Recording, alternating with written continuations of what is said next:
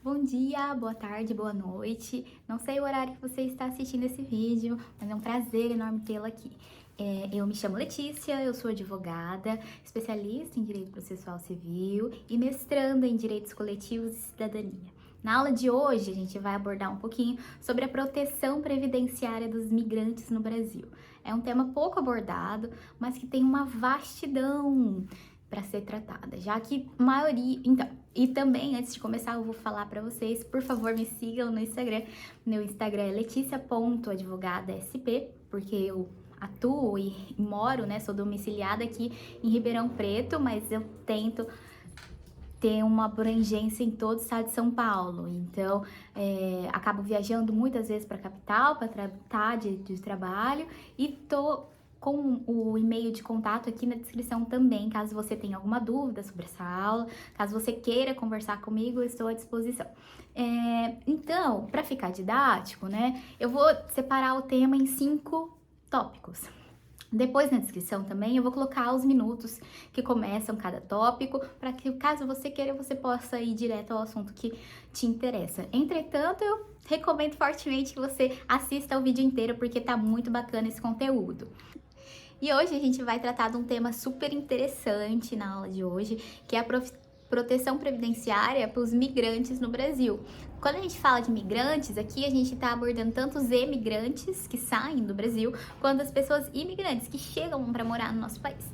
E aí, hoje a gente vai ter uma aula para falar sobre um pouquinho dos conceitos, das origens e dos acordos previdenciários, né? Que o Brasil tem alguns acordos, são multilaterais, bilaterais, depois eu vou explicar tudo isso direitinho. E para ficar didático, eu vou dividir esse vídeo em 5 partes, que são 5 tópicos que eu acredito que são bastante importantes, que eu vou deixar depois aqui na descrição desse vídeo, os minutos de cada tópico. Então, caso você tenha interesse em determinado tópico e queira pular, tudo bem. Mas eu recomendo fortemente que você assista o vídeo inteiro, porque tá um conteúdo bastante legal e bastante informativo. Então, gente, no nosso primeiro tópico a gente vai tratar sobre as origens, a proteção social, um pouquinho sobre os cachorros se matando aqui na rua. A proteção social, a previdência social no geral. Quando a gente pensa no início da previdência social, né, a gente precisa voltar um pouquinho à época antiga, né, épocas antigas, onde havia um maior risco de proteção social. Por exemplo, pensem comigo, um trabalhador que antes trabalhava 18 horas por dia, 16 horas por dia, antes de fato de existirem as leis trabalhistas.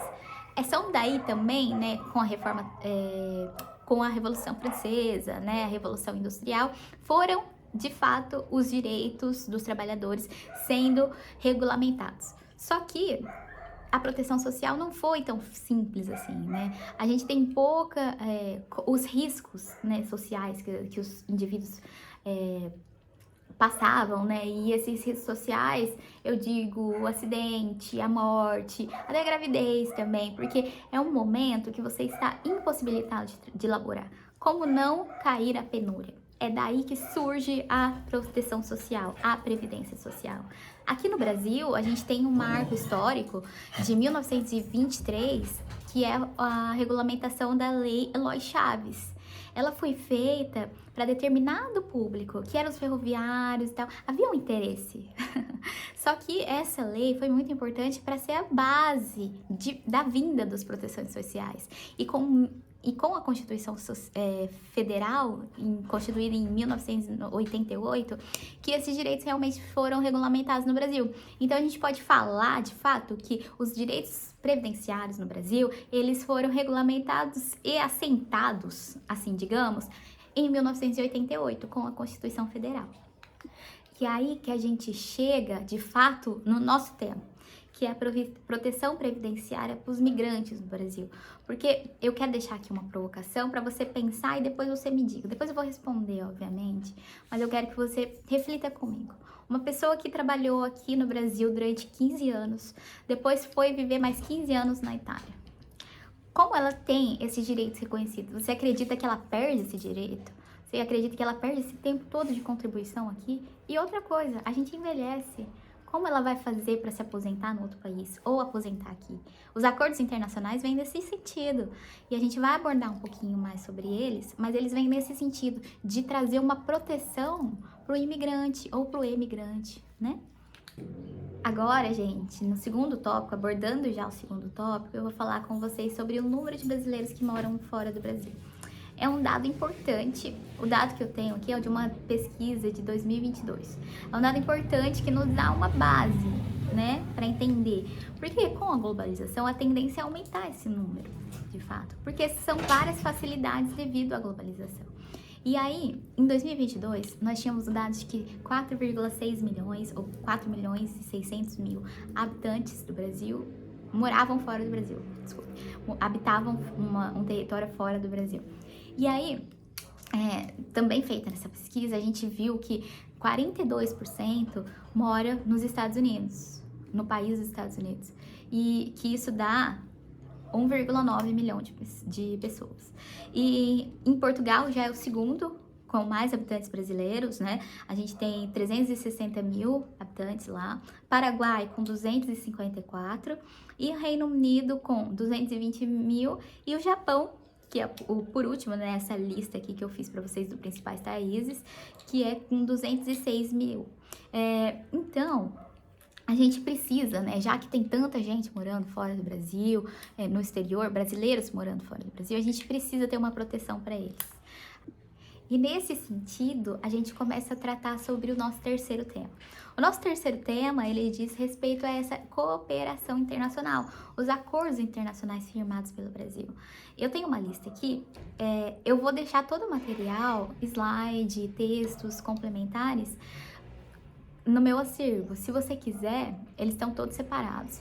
Se você quiser acesso a esse material, só me manda uma mensagem que eu mando pra você com todo prazer, porque eu não consigo anexar nada aqui no YouTube, vocês sabem disso, mas eu consigo mandar pra vocês caso vocês tenham interesse nesse material. E aí, gente, nesse sentido, a gente precisa entender a cooperação internacional. Como os organismos internacionais, né, os países propriamente ditos, conseguem ter essa proteção para o trabalhador. Porque o trabalhador não pode, pelo menos não é o correto, né, não é o legal, o trabalhador ficar desamparado por uma previdência social. Por isso que, nesse sentido, são firmados os tratados internacionais. E nós temos, então, já falei o que são os tratados internacionais, né? São esses instrumentos para gerar esse direito ao imigrante. E a importância dele, a gente precisa pontuar aqui, até porque são instrumentos que tendem a aumentar. Como eu disse anteriormente, a globalização fez com que muitas pessoas saíssem de seus países. E isso precisa ser ele precisa ser protegido, né? O indivíduo precisa ser protegido de alguma maneira. E isso também é responsabilidade do estado onde ele mora, do país onde ele mora. E aí, por isso essa importância, né? Ele tem o objetivo de trazer regras de conhecimento recíproco entre as previdências, para que você não perca o que você já contribuiu. Já entrando no nosso quarto tema, né? Quais são os países que possuem esses tratados internacionais previdenciários com o Brasil? São bastante, gente. São 15 bilaterais e acordo multilaterais, conforme eu disse, são vários países juntos, são 2, que no momento estão ratificados, estão em vigor, porque a maioria, tem uma maioria ainda, que está em processo de ratificação, demora um tempo, né? E aí eu vou falar um pouquinho, só citar alguns países que fazem acordo internacional com o Brasil. Alemanha, Bélgica, Canadá, Chile, Coreia, Espanha, Estados Unidos, a França, a Grécia, a Itália, Japão, Luxemburgo, Portugal, Quebec e Suíça. Esses são os países que têm o acordo bilateral com o Brasil em vigência. Já os multilaterais, que são vários países juntos, aqui a gente tem um acordo ibero-americano que fazem parte Argentina, Bolívia, Brasil, Chile, El Salvador, Equador, Espanha, Paraguai, Peru, Portugal e Uruguai. E já o acordo do Mercosul, que também é um acordo previdenciário, né, que faz com que todos esses países do Mercosul, que são o Brasil, Argentina, Paraguai e Uruguai, tenham esse acordo entre os imigrantes.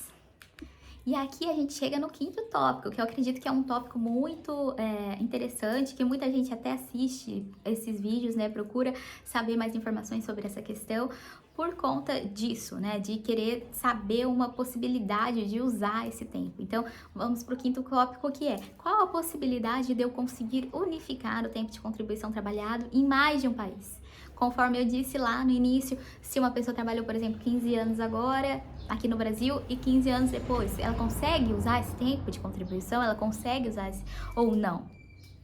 A resposta é depende. Como tudo no direito, a nossa resposta é depende. Mas não depende tanto assim. Depende se há acordo firmado ou não.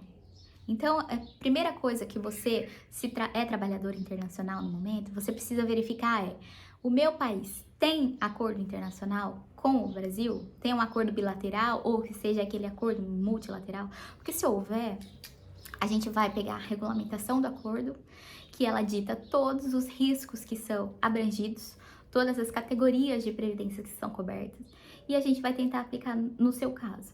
Tentar não, conseguir, porque esse acordo tem que ser cumprido.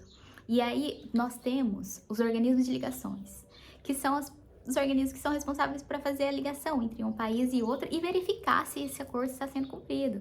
Aqui no Brasil, quando a gente fala em previdência, a gente fala no INSS. O INSS é o nosso organismo de ligação.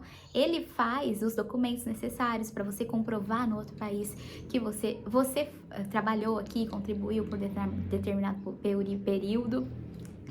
E ainda você faz por lá o requerimento, você faz pelo INSS. O INSS aceita o seu requerimento e visualiza o acordo, tudo. No site, normalmente no meu INSS, o aplicativo, você consegue fazer tudo. Já fazer o requerimento, solicitar os documentos, e lá tem um informativo também de quais documentos são realmente necessários.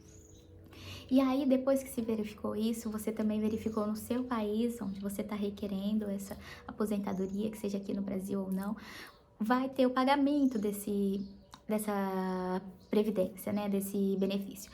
E aí, o pagamento desse benefício, ele pode ser feito proporcional. Normalmente, ele é feito proporcional. Se você contribuiu determinado tempo, 10 anos aqui no Brasil, e depois mais 10 anos lá no outro país, tudo bem, você vai pegar e nós vamos fazer uma conta, e o INSS vai fazer essa conta também, porque ele vai pagar proporcional ao tempo de contribuição. Até porque seria injusto, né, gente, que a gente recebesse o benefício só de acordo com uma lei. Porque às vezes, né, na maioria das vezes, né, desses países que a gente tá falando, o real é uma moeda menos valorizada, infelizmente. Só que pode acontecer da gente ter um acordo bilateral com um país que o real seja mais valorizado. E aí, você vai perder esse dinheiro que você contribuiu? Não, é proporcional.